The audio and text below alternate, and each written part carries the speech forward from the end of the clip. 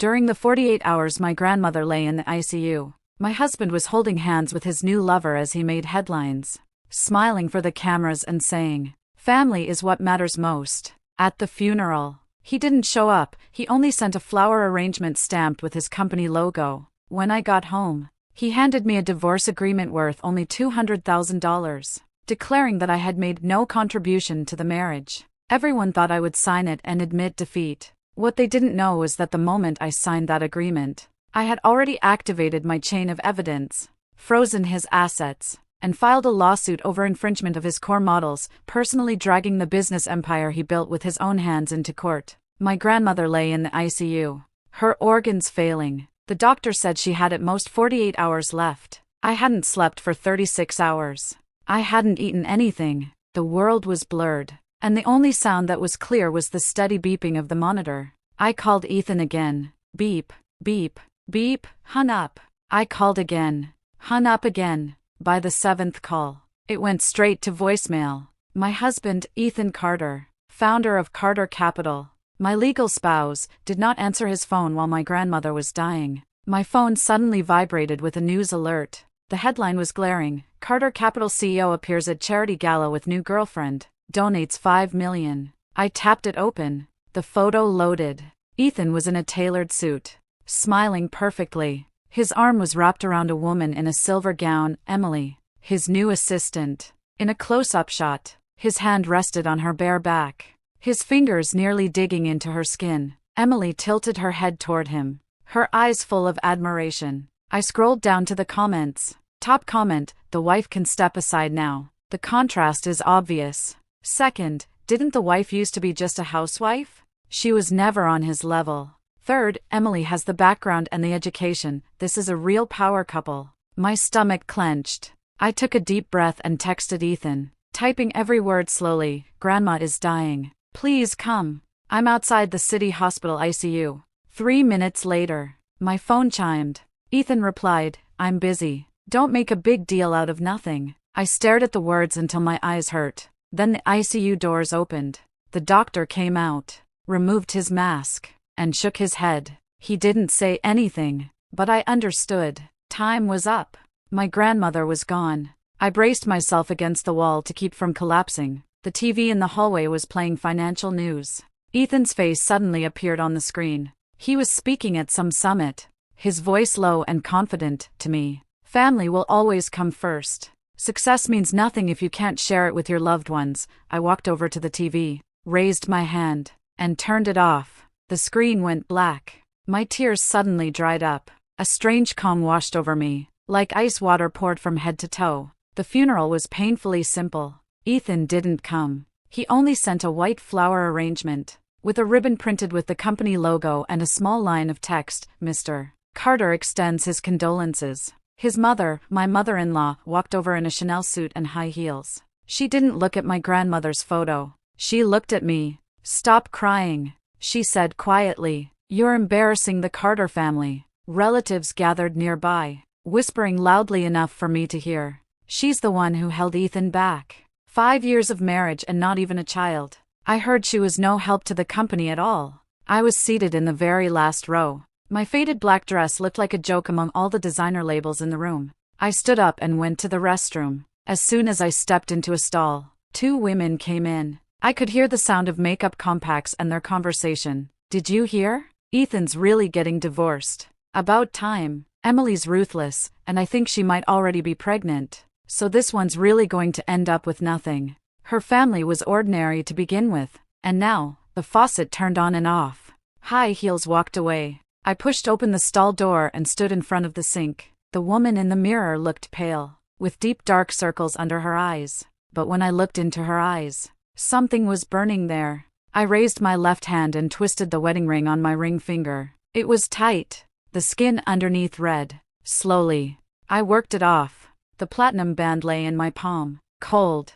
I opened my phone's notes app and created a new note. Title, "What They Owe Me." I started typing. The first entry, time, Grandma's funeral day. Ethan did not attend. Sent company flower arrangement. Exact wording, "Mr. Carter extends his condolences." Humiliation level, 10. Second, mother-in-law warned me not to cry, said it was embarrassing. Humiliation level 8. Third, relative A, purple dress said I was dragging Ethan down. Humiliation level 7. I recorded them one by one. My hands were steady. When I pushed open the villa door, a wave of unfamiliar perfume hit me, sweet, aggressive, Emily's usual scent. Ethan was sitting on the living room sofa with a laptop on his knees. He looked up at me, frowned, and the first thing he said was, "Why are you still here?" I stood in the doorway, not taking off my shoes.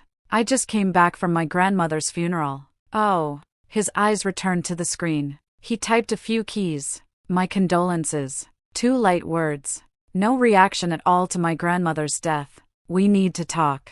Ethan. Perfect timing. He closed the laptop, leaned back, and looked at me the way someone evaluates merchandise. I wanted to talk to you too, Lena. Let's get a divorce. Even though I had expected it, hearing it out loud felt like a heavy hammer slamming into my chest. Why? I heard myself ask.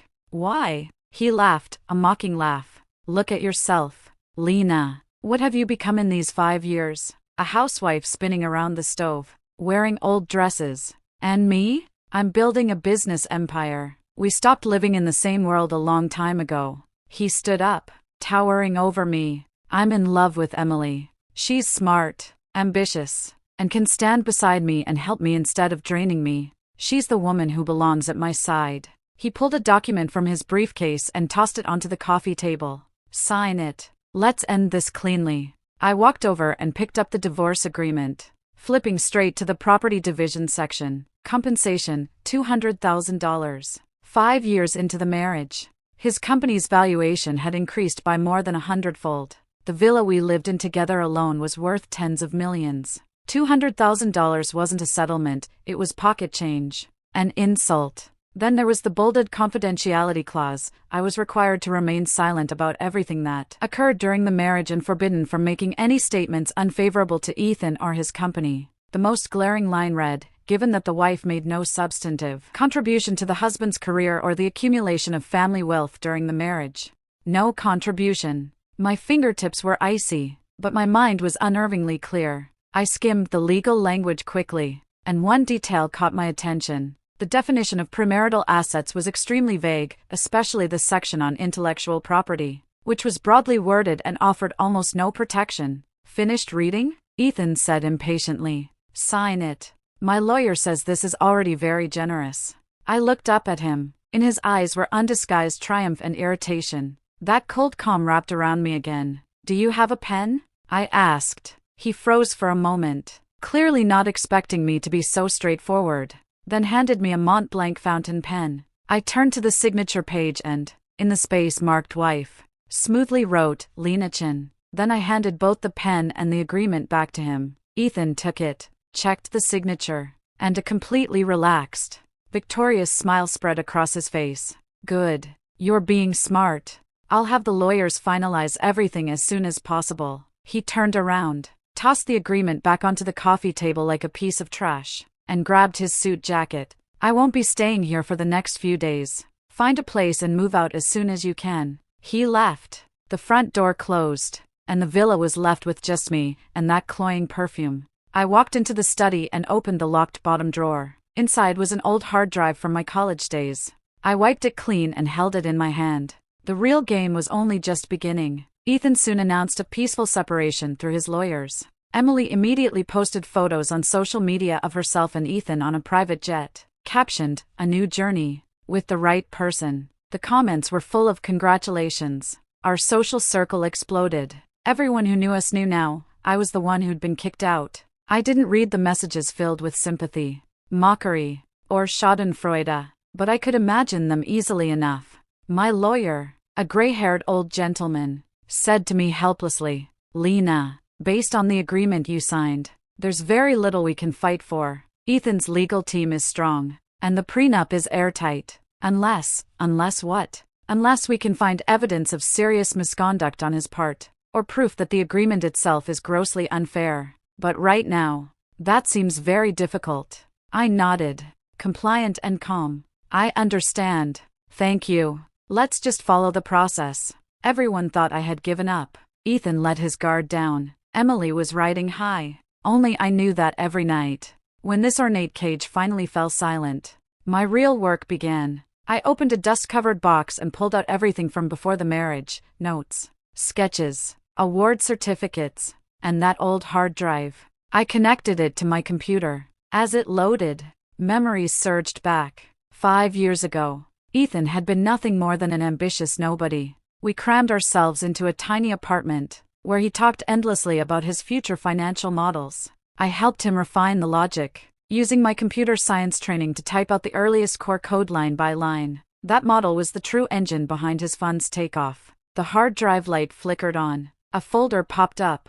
I clicked on one labeled Quant Model _ Genesis. Dense lines of code filled the screen. Creation date: 7 years ago. Last modified: 5 years ago, 1 month before our wedding. Author: Lena Chin. I opened the publicly available white paper for Ethan's company's current core model and compared them line by line. Structural framework: 85% similarity. Key algorithm modules: over 70% identical code. Core innovation logic: nearly identical. My hands were shaking, but not from fear, from excitement. I moved immediately, encrypted all the data from the old hard drive with triple-layer encryption and uploaded it to 3 different international cloud servers, setting time triggers to send it to designated email addresses. Recorded my entire process on my phone, showing the hard drive properties, file creation dates, and code comparisons. Retrieved old emails containing draft versions of an academic paper we had co-authored, with my contributions clearly highlighted. By the time I finished,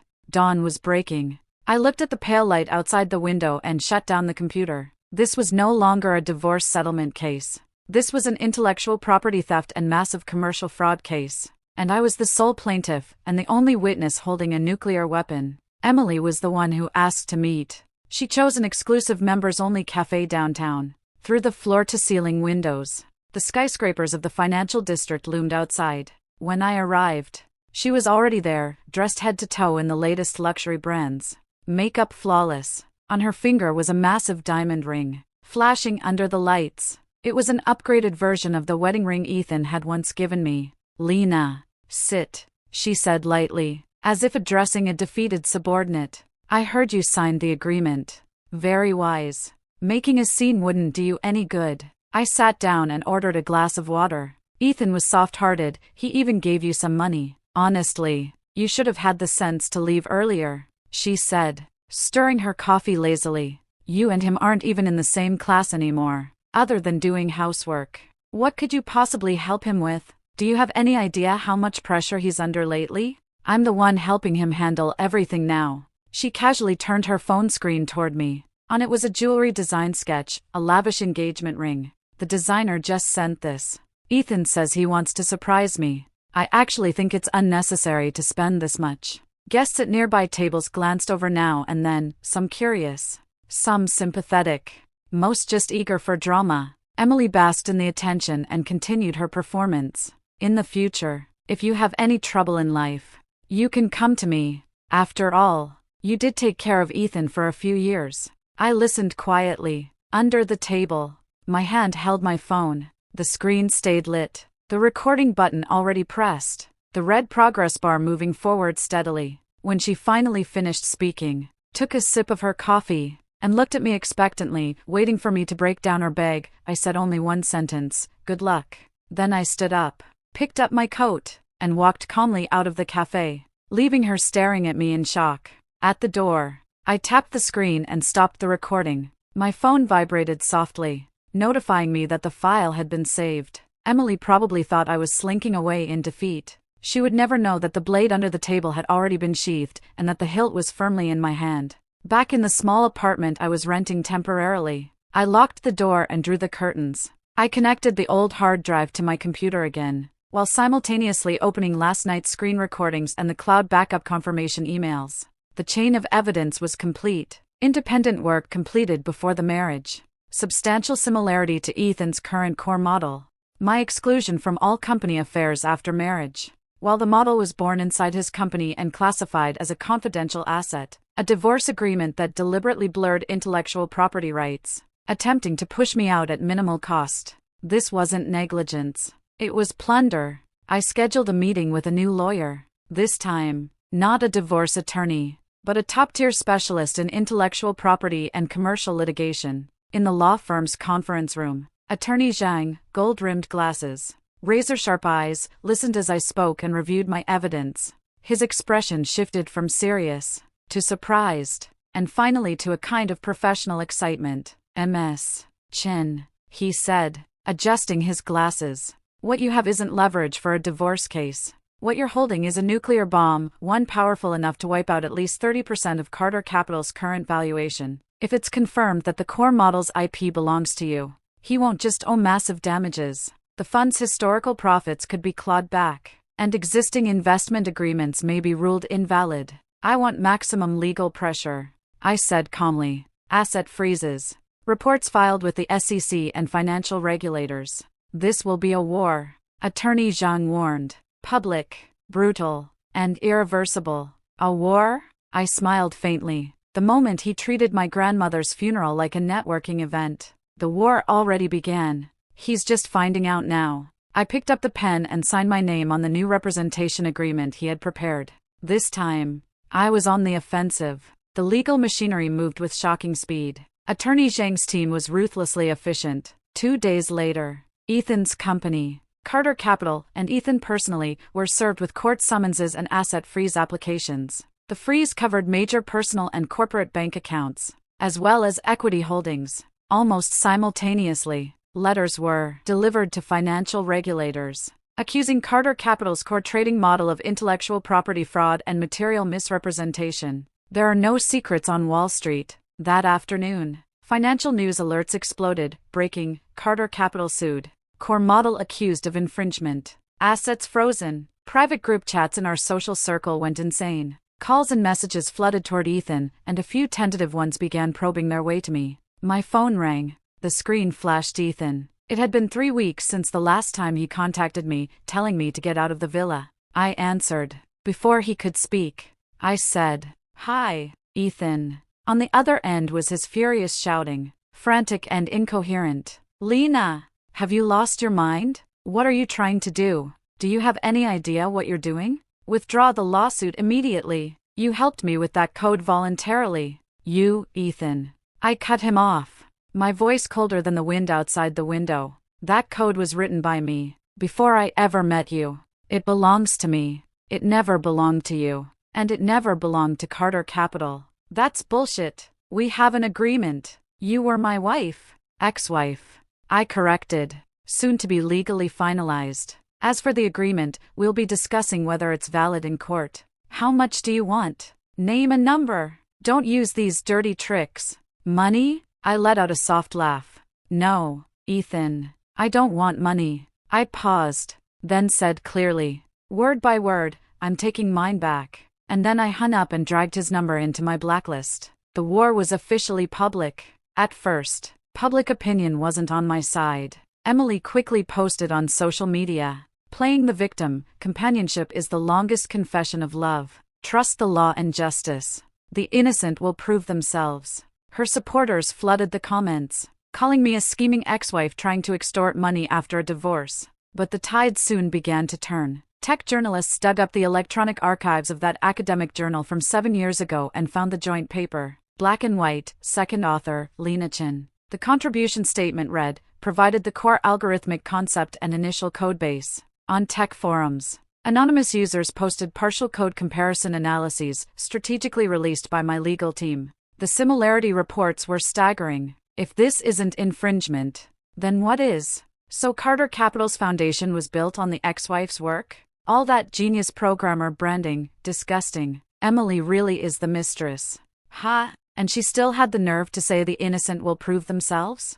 Investors panicked. The fund's net asset value began showing abnormal volatility. Withdrawal inquiries flooded Carter Capital. Even more lethal, Ethan's competitors smelled blood. I started receiving calls and emails from encrypted numbers, from other firms and funds. Their tone was cautious, but keen. "Ms. Chen, we're very interested in you and your model. Perhaps there's room for cooperation?" In less than a week, I went from discarded ex-wife to key figure holding a nuclear option, to brilliant original author whose work was stolen. My identity flipped completely. Late at night, the doorbell rang urgently. I looked through the peephole. It was Emily. Gone was her polished elegance. Her hair was a mess, eyes swollen and red, wrapped in an ill-fitting coat. I hesitated, then opened the door. She practically collapsed inside. "Lena, help me. Please, help me." She grabbed my arm with terrifying strength. "What happened?" "Ethan, he's sacrificing me to save himself. He wants me to publicly admit that I copied your ideas to climb the ladder, that I misled him. He says it'll minimize the company's liability and save the fund. He wants me to take all the blame." I gently pulled my arm free and poured her a glass of water. "Sit down," I said. "Tell me slowly." She completely broke down, crying and rambling, barely coherent. But one key detail after another surfaced clearly. Ethan had already begun secretly transferring his personal assets overseas. The company had several violations involving insider trading, and he had Emily handle them, leaving her signature behind. Now he wanted to push her out as a scapegoat so he could escape cleanly. None of the benefits he had promised her ever materialized. Instead, he was now threatening her. I know so much about him. I kept evidence, email screenshots, recordings. Emily looked at me like I was her last lifeline. "Let's work together. Lena, I know he wronged you. We join forces. Take him down. Then split the gains. You get what's yours. I get what I deserve." I looked at the woman who had once humiliated me with such arrogance. Now she was like a stray dog, pitiful and tragic. "What evidence do you have?" I asked, my voice unreadable. She hurriedly pulled out her phone, opened her gallery, and showed me blurry email screenshots and a list of audio files. "It's all here. We can make copies for you." I nodded. "All right. Send them to me. I need to have my lawyer evaluate them." "So you agree to work together?" Hope flared in her eyes. "I need to see the value of the evidence," I replied evasively. She immediately used AirDrop to send several files to my tablet. I accepted them in front of her, opened them, and skimmed quickly. They were valuable. Extremely valuable, especially the emails explicitly instructing illegal operations. "I'll think about it," I said, picking up the tablet. "It's late. You should head back." Emily left full of gratitude, as if she had just grabbed onto a lifeline. The door closed. I walked to my desk and took a miniature recorder from the bottom of the tissue box. It was still running. I pressed stop. Everything she had just said, her proposal to cooperate, her revelations, her own admission that she participated in illegal activities and attempted to conspire with me, every single word had been recorded. I had handed her the blade myself, and she had placed the handle of her own knife into my hand. Now, all the knives were with me. The first court hearing. Ethan entered with a massive legal team, impeccably dressed, chin slightly raised, trying to maintain the last shred of dignity and authority. His gaze swept over me, cold, sharp. His lawyer struck first, launching into a long-winded attack, accusing me of fabricating accusations out of spite after failing to extort more in the divorce. The so-called code, they claimed, was nothing more than insignificant assistance I had provided during the marriage to my husband's business. They painted me as a bitter housewife trying to steal the fruits of victory. The language dripped with contempt for my identity as a homemaker. The judge turned to my lawyer. "Plaintiff, you claim the core model's intellectual property exists independently of the marriage. Evidence?" Attorney Zhang stood up, calm and steady. "Your Honor, we request permission to present evidence." The courtroom projector lit up. Page 1, file metadata from the old hard drive, creation date, 7 years ago. Page 2, internal author attribution within the core code, Lena Chin. Page 3, notarized excerpts of Carter Capital's current model, compared line by line with our code. Similarities highlighted. Page 4, the jointly published academic paper from 7 years ago, with contribution statements. Page 5, pre-marriage email correspondence discussing the model's algorithmic details. Ethan's face began to drain of color. His legal team leaned toward one another, whispering urgently, "These are unilateral documents." The opposing lawyer argued desperately, "They don't prove originality." "Then please listen to this recording," Attorney Zhang said. Emily's voice rang clearly through the courtroom. "He told me to publicly admit that I copied your ideas. He had me handle several insider trades. He's been planning to move assets overseas for a long time." Ethan shot to his feet. "This is an illegal recording. Defamation." The judge struck the gavel. Silence. Defendant. Unfazed. Attorney Zhang continued. The recording was obtained legally. Furthermore, the illegal activities mentioned have been corroborated with supporting email evidence submitted as attachments. In addition, we have applied for an independent third-party forensic analysis of the code's originality. Preliminary findings already support our claim. The judge flipped through the thick stack of documents in front of him. Finally, he announced, given the strength of the plaintiff's preliminary evidence, the significant sums involved, and the risk of asset flight, this court approves the plaintiff's request to expand the asset freeze on defendant Ethan Carter and the assets of Carter Capital under his control. Furthermore, defendant Ethan Carter is prohibited from leaving the country during the litigation. The gavel fell. It was as if Ethan's bones had been pulled out from under him. He collapsed into his chair, face completely drained of color. He stared at me, eyes filled with disbelief and fear. I rose from my seat calmly, gathered my documents, and did not look at him once. First strike, straight to the throat. The court ruling knocked over the first domino. Capital is ruthlessly pragmatic. Investors who had been sitting on the fence lost all confidence after the asset freeze and travel ban. A massive wave of withdrawals began. Banks sensed the danger and immediately halted new lending to Carter Capital, while launching reviews of existing loans. The board convened an emergency meeting overnight, arguments raging. Some shareholders angrily accused Ethan of exposing the company to catastrophic risk. The next day, the board announced that Ethan was suspended from all CEO duties, with an independent director appointed as interim head. The media swarmed in, digging up Ethan's past, how he erased his ex-wife's contributions to build a genius persona, how he had an affair with his assistant during the marriage, how he was suspected of regulatory violations. Truth mixed with rumor, but it was more than enough to destroy the image he had so carefully constructed. Emily vanished. Someone saw her rushing to the airport. Destination unknown. The mess she left behind, and the recordings and emails, became yet another hammer crushing Ethan. Ethan tried to contact me, calls, emails, even intermediaries.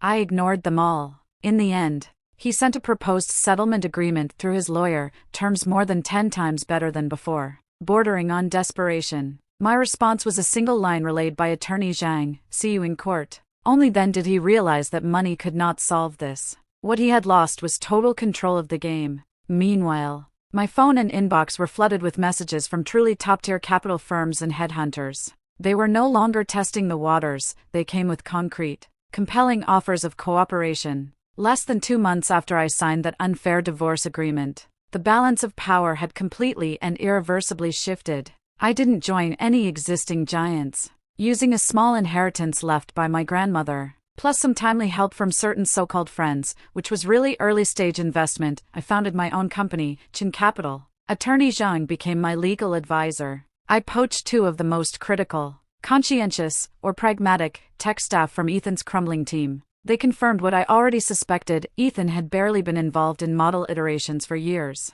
merely enjoying the results, while the model's foundational framework hadn't changed since my version 7 years ago. On top of the old model, combining years of reflection and new data, I made major upgrades. The new model was more precise, more robust.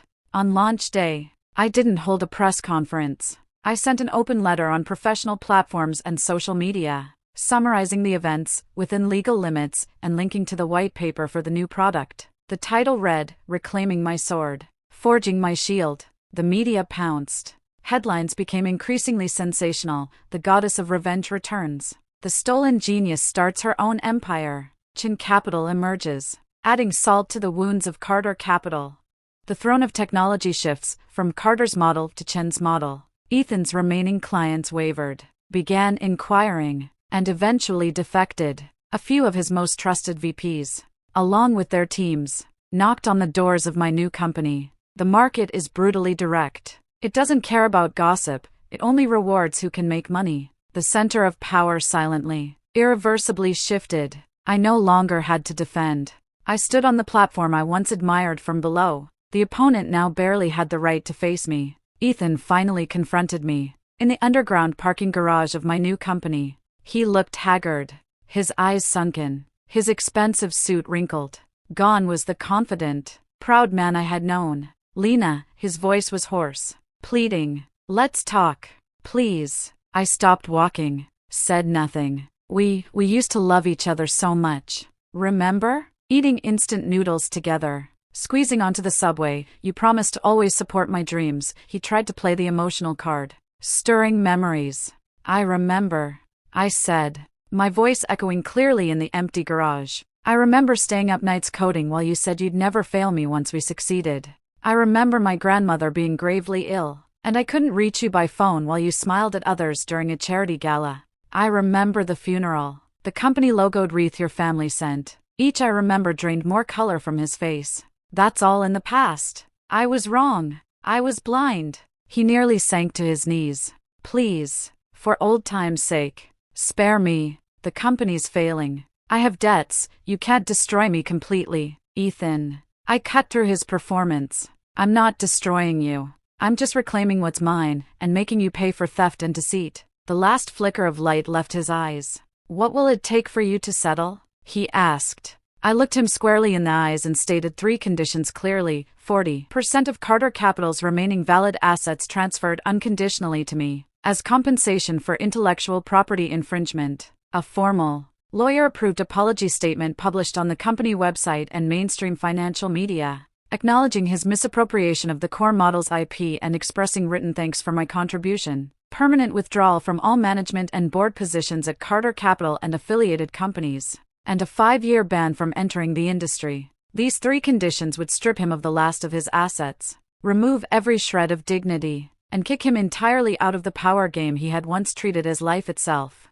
He was pale, lips trembling, trying to argue, trying to be angry, but ultimately, he collapsed like a deflated balloon. I agree. 3 words, spoken with every ounce of strength he had left. The man who once told me not to make a fuss now bowed his head and agreed to every one of my demands, just to survive. The morning the apology was published, the financial world and social media exploded again. The statement was precise, yet unequivocal. Ethan Carter admitted that the core model's initial version was independently developed by Lena Chin before marriage. Post-marriage usage had lacked proper authorization, and he expressed deep apologies and gratitude.